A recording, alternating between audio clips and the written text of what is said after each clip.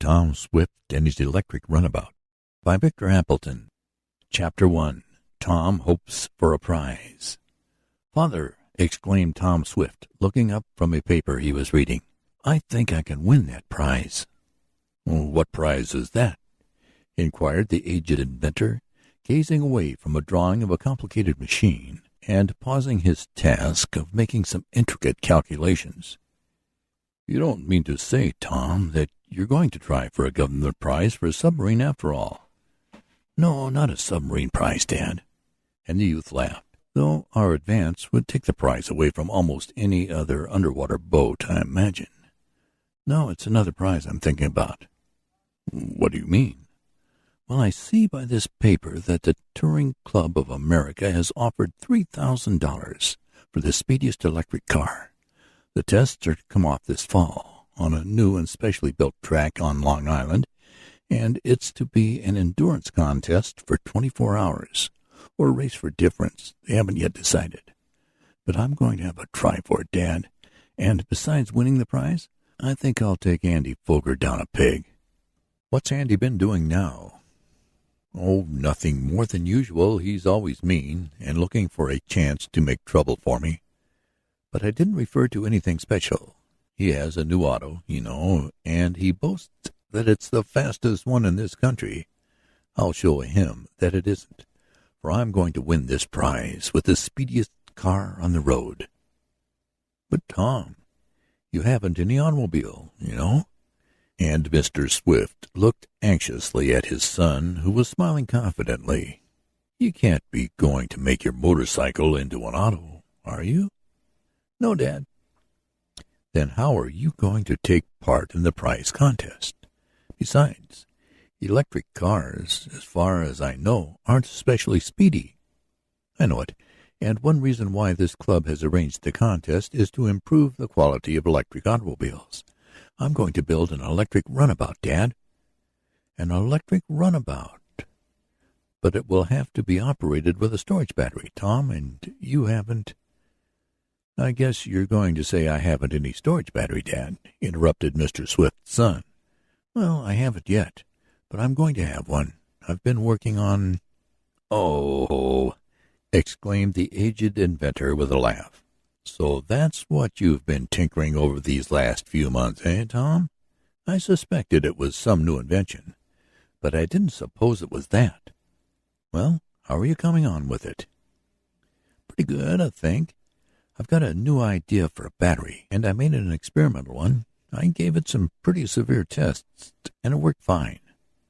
"But you haven't tried it out in a car yet, over rough roads and under severe conditions, have you?" "No, I haven't had a chance. In fact, when I invented the battery, I had no idea of using it on a car. I thought it might answer for commercial purposes or storing current generated by windmills. But when I read that account in the papers of the Touring Club offering a prize for the best electric car, it occurred to me that I might put my battery into an auto and win." Remarked Mr. Swift musingly. "I don't take much stock in electric autos, Tom. Gasoline seems to be the best, or perhaps steam generated by gasoline. I'm afraid you'll be disappointed. All the electric runabouts I ever saw, while they were very nice cars, didn't seem able to go so very fast or very far." "That's true, but it's because they don't have the right kind of a battery. You know, an electric locomotive can make pretty good speed, Dad, over 100 miles an hour in tests."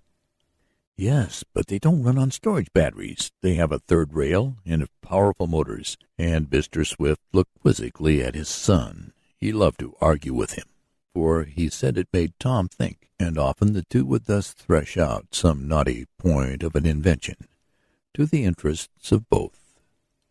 "Of course, Dad, there is a good deal of theory in what I'm thinking of," the lad admitted, "but it does seem to me that if you put the right kind of a battery into an automobile, it could scoot along pretty lively. Look what speed a trolley car can make." "Yes, Tom, but there again they get their power from an overhead wire." "Some of them don't. There's a new storage battery been invented by a New Jersey man, which does as well as the third rail or the overhead wire. it was after reading about his battery that I thought of a plan for mine. It isn't anything like his, perhaps not as good in some ways, but for what I want, it is better in some respects, I think. For one thing, it can be recharged very quickly. Now, Tom, look here," said Mr. Swift earnestly, laying aside his papers and coming over to where his son sat. "You know I never interfere with your inventions. In fact, the more you think of, the better I like it. The airship you helped build certainly did all that could be desired, and—" "That reminds me, Mr. Sharp and Mr. Damon are out in it now," interrupted Tom. "They ought to be back soon."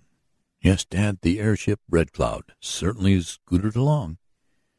"And the submarine, too," continued the aged inventor. "Your ideas regarding that were of service to me and helped in our task of recovering the treasure. But I'm afraid you're going to be disappointed in the storage battery. You may get it to work, but I don't believe you can make it powerful enough to attain any great speed. Why don't you confine yourself to making a battery for stationary work?" "Because, Dad, I believe I can build a speedy car, and I'm going to try it. Besides, I want to race Andy Foger and beat him. Even if I don't win the prize, I'm going to build that car, and it will make fast time." "Well, go ahead, Tom," responded his father after a pause. "Of course you can use the shops here as much as you want, and Mr. Sharp, Mr. Jackson, and I will help you all we can. Only don't be disappointed, that's all." "I won't, Dad. Suppose you come out to my shop, and I'll show you a sample battery I've been testing for the last week. I've got it geared to a small motor, and it's been running steadily for some time. I want you to see what sort of a record it's made." Father and son crossed the yard and entered a shop which the lad considered exclusively his own. There he had made many machines and pieces of apparatus, and had invented a number of articles which had been patented and yielded him considerable of an income. "There's the battery, Dad," he said, pointing to a complicated mechanism in one corner. "What's that buzzing noise?" asked Mr. Swift. "That's the little motor I run from the new cells. Look here." And Tom switched on an electric light above the experimental battery, from which he hoped so much. It consisted of a steel can about the size of the square gallon tin in which maple syrup comes, and from it ran two wires which were attached to a small motor that was industrially whirling away. Tom looked at a registering gauge connected with it. "That's pretty good," remarked the young inventor. "What is it, Tom?" and his father peered about the shop. "Why, this motor has run an equivalent of 200 miles on one charge of the battery. That's much better than I expected. I thought if I got 100 out of it, I'd be doing well, Dad. I believe after I improve the battery a little bit that I'll have that very thing I want. I'll install a set of them in a car, and it will go like the wind. Tom's enthusiastic remarks were suddenly interrupted by a low, rumbling sound. "Thunder!" exclaimed Mr. Swift. "Storm is coming, and Mr. Sharp and Mr. Damon in the airship." Hardly had he spoken than there sounded a crash on the roof of the Swift house, not far away. At the same time there came cries of distress, and the crash was repeated. "Come on, Dad! Something has happened!" yelled Tom, dashing from the shop, followed by his parent. They found themselves in the midst of a rainstorm as they raced towards the house, on the roof of which the smashing noise was again heard.